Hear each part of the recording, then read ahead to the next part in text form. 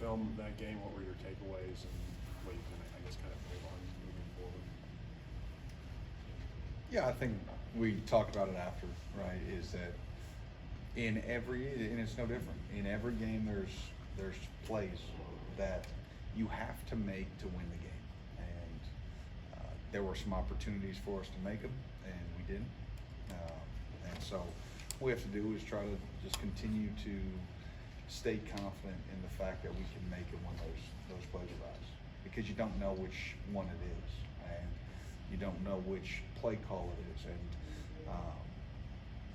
you know, as a play caller, you sit there and you go over every call that you made, and you do it 7 times. I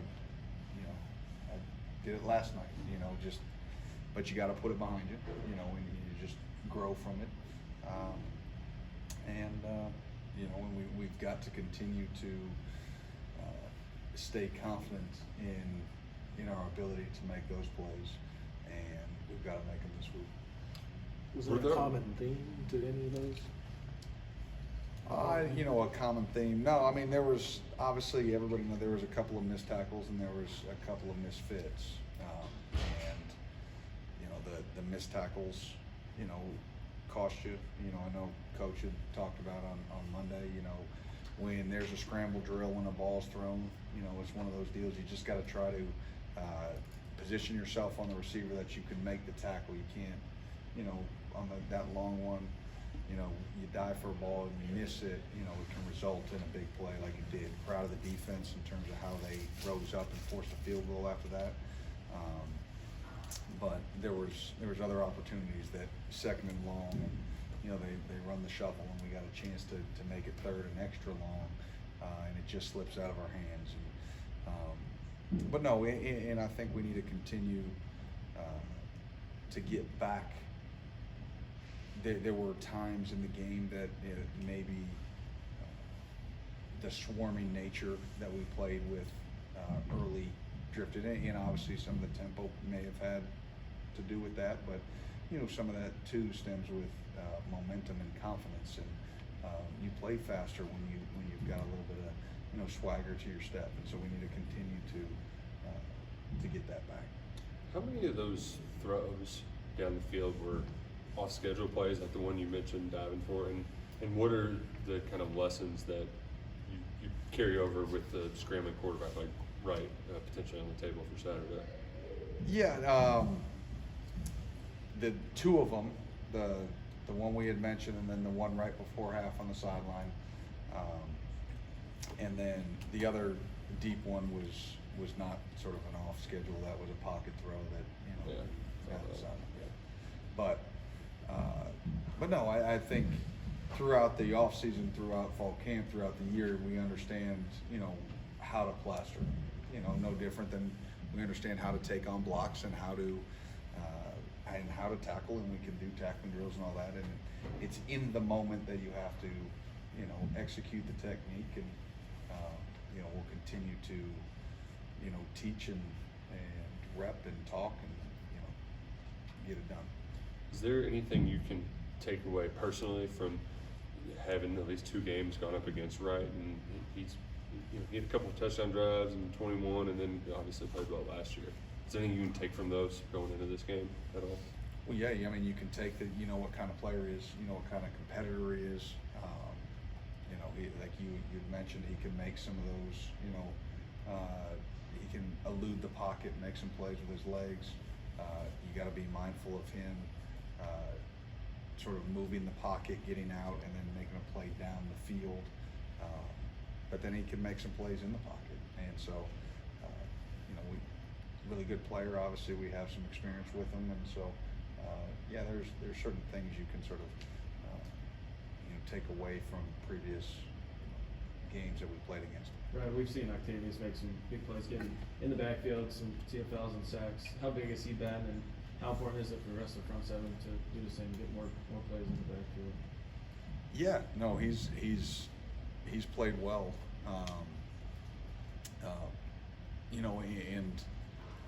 They're like anything else, and he'd be the first to admit there are some plays in there too that he'd like to have back, and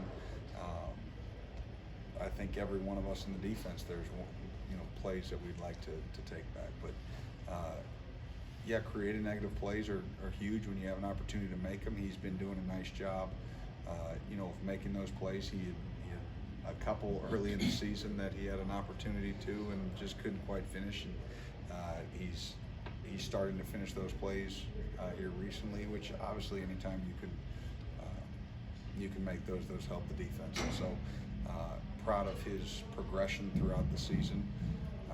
And we need to continue to play well sort of up front. Obviously, wasn't to our standard last week in terms of, how we want to handle the run game. And, some of the misfits are a little bit uncharacteristic, of what we tend to do. And so we'll get those fixed. Brad, 2 years ago, you all were in the same spot where you had a really good first half. You lost 3 in a row, and you finished really strong. What do you remember about what got that turned around, even after a Tennessee game that year? You gave up a bunch of points. Yeah, I mean, it's about getting up, putting one foot in front of the other, staying confident, and playing ball.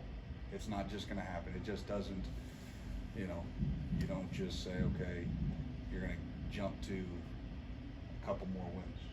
It starts with one. You don't get 2 wins before you get 1, right? You don't get 2 3 and outs before you get the first 3 and out. And so we just have to get back to playing it drive by drive. Don't think about anything else with that drive. And that was, a message that we had sort of talked about at halftime. And I was proud of the guys. Did we play as well as we wanted? No. But when you talk about out of every game, what kind of positives can you take? They came out of the locker room and had the 3 and out. Then they, on the very next drive, you've got them back on 2nd and 20. They hit that long pass. They go down. They end up, but then they buckle down. They force a field goal. Then it's another essentially 3 and out. It's 4th and 1. They get us, with the flinch at the front, and then we go and force another punt 3 plays later. So it doesn't really. So essentially, like, they came out of halftime and played really good, strong football, minus the one explosive that sort of got out on us, and you'd like to keep him in the pocket so it doesn't even get to that. So there are positives to build on, and that's what we have to continue to do, drive by drive, and then quarter by quarter, right, half by half, right, and then hopefully it turns into a full game, and then we can talk about this next week to see if we can make one game into 2. But it starts with one drive. Brad, I know you- Brad, you lost the Jalen game kind of early, and it appears to me that look like Brian is starting to step up a little bit. Is anybody else that you think you call at the back end? So Anybody Ty else stepped up. Ty stepped up. Yep, and then you're saying, is there anybody else? Yeah, that you're looking at the possible may step up at the back end. No, we'll just continue sort of with the, with our rotation and, see sort of who pops. Obviously, we have, young men on the roster that, we're continuing to try to develop. But no, we're in an okay spot, just, in that regard.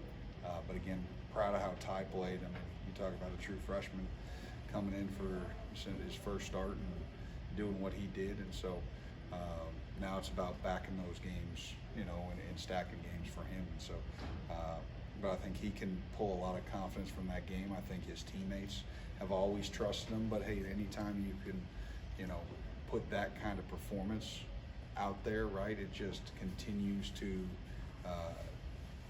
build trust and confidence that, they've got no worries that he's going to be where he needs to be and do what he needs to do. I know you're obviously busy watching Mississippi State, their offense, but that defense is a little weird. Is there ever a time where you kind of, I don't want to say help the offense out, but like, do they ever pull you in to kind of, here's, what are they doing here sort of deal? Yeah, I think both sides do. You always, if there's a question about it, a scheme or, how would you fit this, or, what do you think's being trying to get accomplished here? Yeah, you always sort of lean on the other side of the ball to help you with that. You know, we do the same thing. Hey, how would you block this particular, front or look?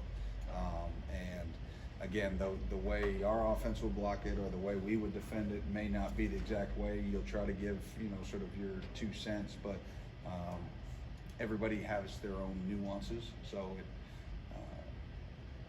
it may not be the exact answer or right answer, so you have to be a little bit careful there. But yeah, that's the beauty of having a good relationship, on a staff, that you feel comfortable to go on either side, and then try to provide, that the other side looks in practice, when you go some good on good.